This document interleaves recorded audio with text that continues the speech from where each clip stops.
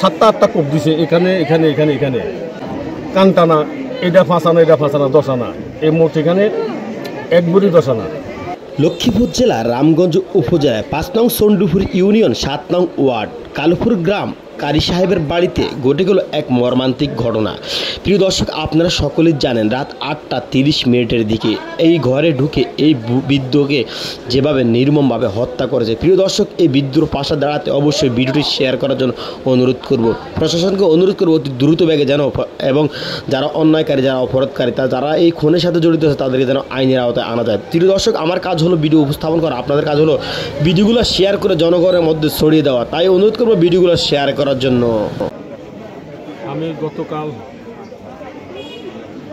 8টা বাজে এশার নামাজের আজান দিছে, 8:15টায় জমা। আমি ঘর থেকে বাড়িয়েছি 8টা 5-এ, এরপরে উজু খোলা যায়, উজু করি, আবার ঘরে ঢুকছি, ঘরে ঢুকি বাড়িতে 8টা 8 মিনিট বাজে। তখন আমি যাইতে করে বলে দুয়ার নমাজ পড়ি, উজু করি, নমাজ পড়ি, দুয়ার আটকাইতে উজু করি, এইটা বাইরে গেছি মসজিদ দিয়ে। মসজিদে যাই আমি 2 মিনিট পরে জমাতে খাড়াই গেছি। খাওয়ানোর পরে 2 রাকাত যখন নমাজ খরচ শেষ হয়ে গেছে তখন কারণ চলে গেছে, বাকি 2 রাকাত আইপিসের আলোতে পড়া গেছে। তখন আমি জমা শেষ দিই, হুজুরা করলে বললেন 2 আর কথা কইয়াম।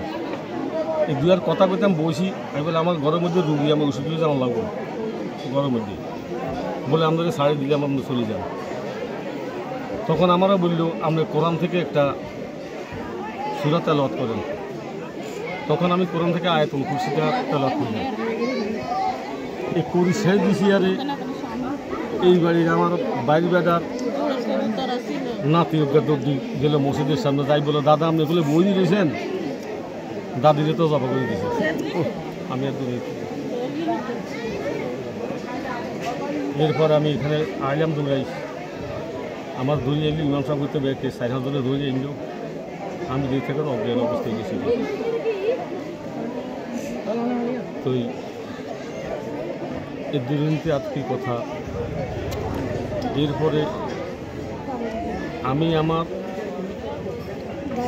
এই দুষ্কৃতিকারীদের আমি প্রশাসনের কাছে আমি দাবি জানাই এবং বাংলার জনগণের কাছে আমি দাবিটা জানাই, এটার তদন্ত করি উচিত বিচারটা হয়। আমার বাড়ি হলো কালুপুর, আমার নাম আব্দুল মান্নান, পোস্ট অফিস কামারহাট,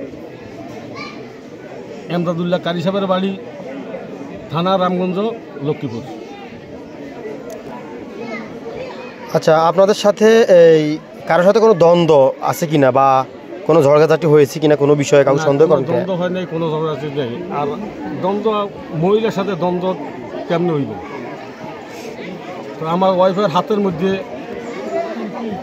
এই আঙ্গুলের মধ্যে 12 আনি ওজনের একটা আংটি ছিল, আর এই হাতের মধ্যে 8 আনি দামের একটা আংটি জিং ছিল, এই আঙ্গুলের মধ্যে 4 আনি একটা জিং ছিল, এই 3টা জিং ছিল। আর কানের মধ্যে কানের দুল এখানে ফাঁসা হইলো একটা 8 আনা, এখানে হইলো একটা 8 আনা। এরপরে ওই উপরে দি ইয়াটা কান টানা, এটা ফাঁসানা 10 আনা, এই মোট এখানে 1 বড়ি 10 আনা। আর গলার মধ্যে একটা চেইন আছিল 1 বড়ি 1 আনা। আর হাতের মধ্যে 2টা ছড়ি আছিল 2 বড়ি ওজনের। এই মালগুলো লই গেছি গেই। যখন এই মালগুলো লই গেছি গেই তখন তো এই এলাকার মানুষ আমার ওয়াইফে তো চিনে। তখন এরা চিন্তা করছে 7টা 8টা কোপ দিছে এখানে এখানে এখানে এখানে। তো আমার বিবেকে কয় 7টা 8টা কোপ দিয়ে এরা বাড়ি চলিয়ে আইব। এমন টাইমে হাতে স্মরণ হয়েছে এতে এরে আমরা তো চলি যাই, আঙুল তো চিনব, রাইত ব্যাগ ইয়া করিয়ে দিব। তখন গলার মধ্যে ফোঁসাই গলাটা আলগা। আপনাদের কি সন্দেহ হয় কাউকে?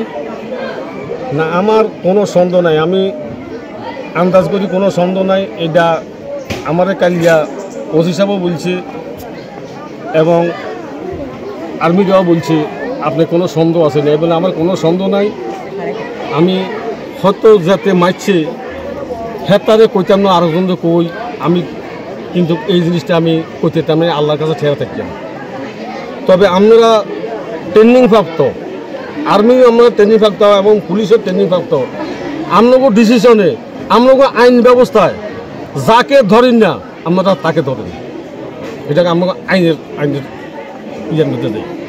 কিন্তু আমার তরফ থেকে আমি কাউকে কিছু করতে দিতাম না। ধন্যবাদ।